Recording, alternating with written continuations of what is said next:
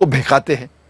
میرا طریقہ ہے جس طریقے سے قرآن مجید میں اللہ تعالیٰ فرماتے تعالوا الی کلمۃ سواء بیننا بینکم، آؤ ہم اس بات کی طرف جو آپ اور ہم میں یکساں ہے۔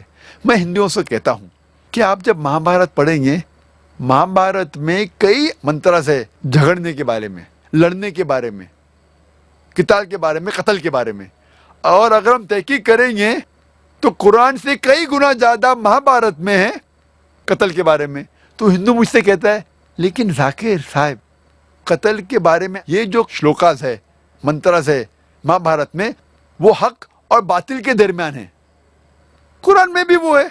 تو ہندو بھائی مجھ سے کہتا ہے تو مجھے قرآن سے کوئی اعتراض نہیں، کیونکہ وہ مہابھارت کے بارے میں جانتا ہے، تو حوالہ دیتے تو قرآن بھی قبول کرتا ہے۔ ایسے جنگ سے مجھے کوئی شکایت نہیں۔ اور جب بھگوت گیتا پڑھتے ہیں، بھگوت گیتا ایک نصیحت ہے شری کرشن دے رہے ارجن کو۔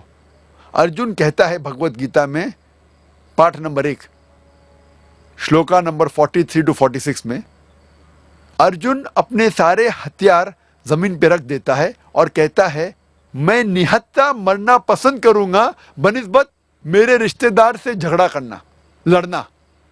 ہم جانتے ہیں مہابھارت ایک لڑائی کے بارے میں ہے کورو اور پانڈو کے بیچ، اور جنگ کے میدان میں ارجن اپنے ہتھیار رکھ دیتا ہے اور کہتا ہے میں نہتا مرنا پسند کروں گا بنسبت اپنے رشتہ داروں سے جھگڑا کروں، لڑوں۔ فوراً بعد بھگوت گیتا پاٹھ نمبر 2 شلوک نمبر 2 اور 3 میں شری کرشن کہتے ہیں اے ارجن، ایسے غلط خیالات کیسے آئے تجھ میں؟ اس سے سورگ سے دور جائیں گے، نرک میں جائیں گے۔ How could such impure thought come in your mind? It will take you away from the planet of heaven.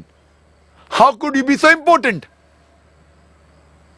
اور آگے پڑھتے ہیں تو لکھا ہے بھگوت گیتا پارٹ نمبر 2 میں منترا نمبر شلوک نمبر 31 32 33 میں شری کرشن کہتے ہیں ارجن سے شتریہ کا دھرم ہے کہ وہ لڑے، اور کامیاب ہے بلیسڈ دو شتریہ، وہ لوگ کے اوپر اچھائی آئے، وہ شتریہ جس کو جھگڑنے کا موقع ملتا ہے، لڑنے کا موقع ملتا ہے۔ اگر شتریہ نہیں لڑے گا تو وہ گناہ کر رہا ہے، اگر لڑے گا تو جنت میں جائیں گا۔ اور بہت سے کرٹکس آف اسلام جو اسلام کے بارے میں اسلام کے خلاف کتاب لکھتے ہیں، وہ ایک حدیث پیش کرتے ہیں محمد صلی اللہ علیہ وسلم کی، جو صحیح بخاری میں سے ہے، جلد نمبر 4 کتاب الجہاد پارٹ نمبر 2 حدیث نمبر 46 جس میں محمد صلی اللہ علیہ وسلم فرماتے اگر مجاہد جنگ کے میدان میں اس کا قتل ہو جاتا ہے تو جنت جائیں گا، اگر زندہ واپس لوٹتا ہے تو اسے اس دنیا کا مال ملے گا۔ بہت سے غیر مسلمان اس حدیث کا اعتراض کرتے کیسا دھرم ہے یہ اسلام، کیسا مذہب ہے جس میں لکھا ہے کہ اگر آپ جنگ کے میدان میں جائیں گے اور مر جائیں گے تو آپ کو جنت ملیں گی، سورگ ملیں گی، واپس آئیں گے تو آپ کو دولت ملتی ہے۔ جب ہم بھگوت گیتا پڑھتے، بھگوت گیتا پارٹ نمبر 2 شلوک نمبر 37 میں لکھا ہے شری کرشن کہتے ارجن سے اے ارجن اٹھو اور لڑو، اگر جنگ کے میدان میں تمہارا قتل ہوگا تو آپ سورگ میں جائیں گے، اگر زندہ واپس آئیں گے تو اس دنیا کی دولت ملیں گی۔ ہو بہو جو صحیح بخاری میں محمد صلی اللہ علیہ وسلم کہتے ہیں وہی شری کرشن ارجن سے کہتے ہیں۔ میں یہ سوچتا ہوں کہ کیسے یہ کرٹکس آف اسلام میں یہ ارون شوری خود کی کتاب نہیں پڑھا، نہ بھگوت گیتا نہ مہابھارت، اور قرآن کے بارے میں خلاف لکھنے لگا۔ افسوس کی بات ہے، خود کی کتاب پڑھیں گے تو جواب ملے گا۔ تو اسی لیے ہر مذہب میں جب ضرورت ہے کسی کا قتل کرنا غلط ہے۔ قرآن مجید میں ذکر آتا ہے سورہ مائدہ میں سورہ نمبر 5 آیت نمبر 32 میں اگر کوئی بھی انسان کوئی دوسرے انسان کا قتل کرتا ہے، چاہے وہ مسلم ہو یا غیر مسلم ہو، وہ ایسا ہے کہ سارے انسانیت کا قتل کر رہا ہے، صرف قتل کے بدلے قتل، یا وہ شخص اس زمین پہ فساد پھیلا رہا ہے، یہ دو وجہ کے علاوہ کوئی بھی انسان دوسرے انسان کا قتل کر رہا ہے تو وہ ایسا ہے کہ سارے انسانیت کا قتل کر رہا ہے۔ اور کوئی بھی انسان دوسرے انسان کی زندگی بچاتا ہے تو وہ ساری انسانیت کو بچاتا ہے. تو قتل کرنا ایک انوسنٹ آدمی کا حرام ہے. لیکن جب وقت قتل کے بدلے قتل یا جنگ کے میدان میں جہاں ضرورت ہے ظلم کے خلاف لڑنا، تو بھگوت گیتا میں بھی اس کا ذکر ہے، مہابھارت میں بھی، بائبل میں بھی ہے. تو اگر ہم کانٹیکسٹ پڑھیں گے تو صحیح علم آپ کو لگ جائے گا اسلام میں کیا کہا گیا ہے جہاد کے بارے میں. ہوپ دان سے کوشچن. پیپر سلپ پر آئے ہوئے سوالات کا یہ آخری سوال ہے. سندیپ سوال کرتے ہیں کہ کیا ہم سب یہ نہیں جانتے کہ خدا سب کچھ کر سکتا ہے، تو پھر منشیہ کیوں نہیں بن سکتا؟ اکثر لوگ کہتے ہیں کہ خدا سب کچھ کر سکتا ہے، تو سوال ہے وہ منشیہ آدمی کیوں نہیں بن سکتا؟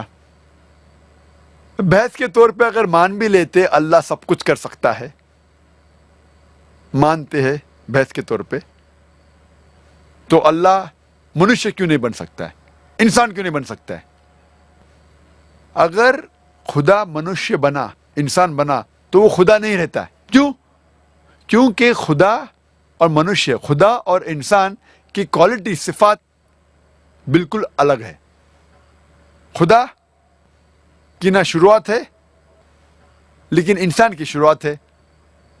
ایک شخص جس کی شروعات ہے اور شروعات نہیں بھی ہے، یہ تو ناممکن ہے.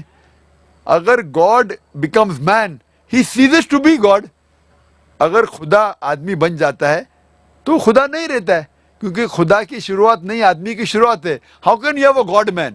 ایک شخص جس کی شروعات ہے اور شروعات نہیں بھی ہے، اٹ از میننگ لیس. خدا کا انت نہیں ہے، آدمی کا انت ہے.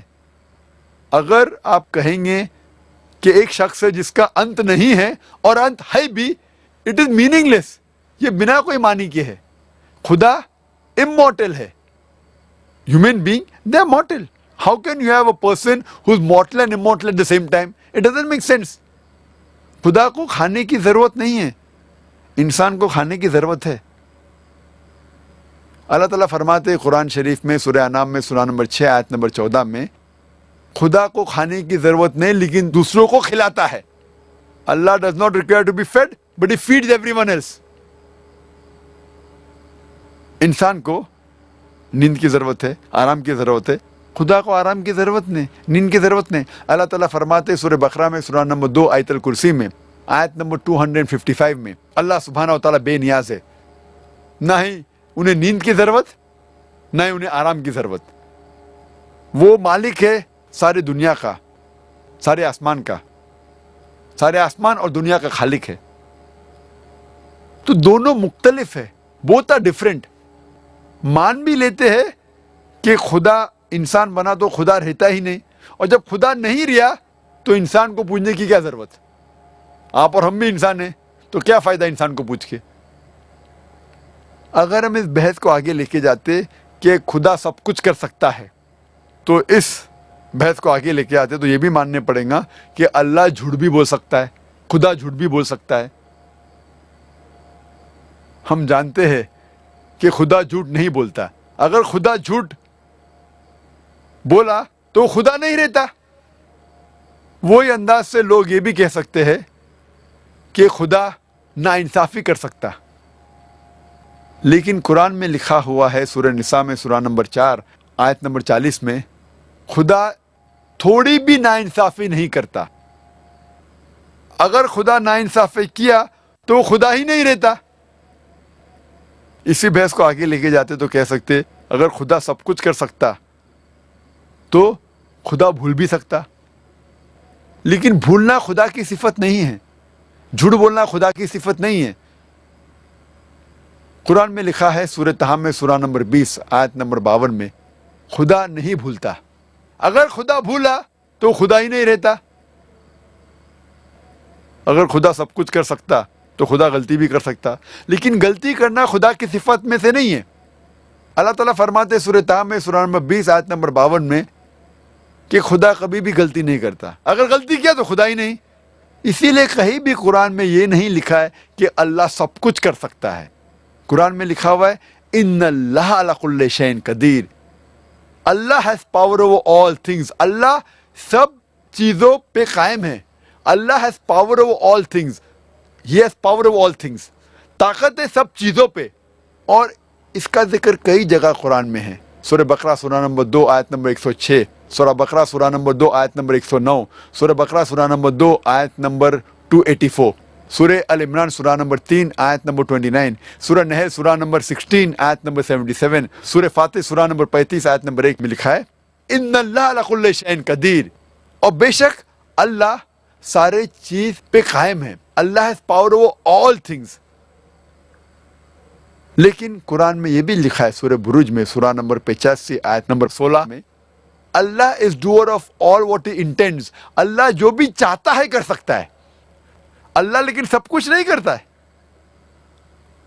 اللہ جھوٹ کبھی نہیں بولے گا. اللہ نہیں چاہتا کہ وہ غلطی کرے. اللہ نہیں چاہتا کہ وہ جھوٹ بولے. اللہ نہیں چاہتا کہ وہ کھانا کھائے. اللہ نہیں چاہتا کہ وہ انسان بنے. تو اسی لیے اللہ سب کچھ نہیں کرتا ہے. اللہ اچھی چیزیں صرف کرتا ہے. Allah is the doer of all intents and intents only good things. تو یہ کہنا کہ خدا انسان بنا بالکل بے بنیاد ہے اور خدائی کے خلاف ہے. Hope the answers the question.